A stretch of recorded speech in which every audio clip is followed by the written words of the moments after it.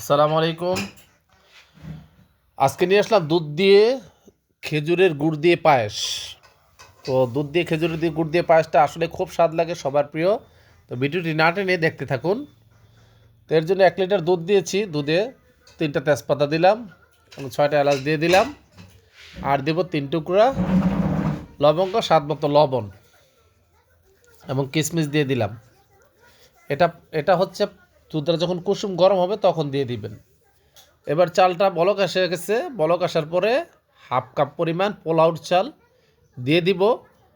আর পোলাওর চালটা বলক আসার পরে না দিল যদি দেন তাহলে কিন্তু গন্ধ লাগবে, খেতে পারবেন না। অবশ্যই খেয়াল রাখবেন, যখন বলক আসবে তখন দিবেন। আর চালটা যখন অর্ধেক সিদ্ধ হয়ে আসবে তখন দিয়ে দেব গুড়, কারণ যদি আগে দেন তাহলে কিন্তু চালটা সিদ্ধ হবে না। এবার ভালোভাবে নাড়ব এবং চালটা একটু হওয়া বাকি থাকতে তখন নামিয়ে দিব। পুরো যদি হয়ে যায় তাহলে নামাইলে কিন্তু আঠালো হয়ে যাবে, একবারে শক্ত হয়ে যাবে। তা আমার পায়েসটা হয়ে আসছে।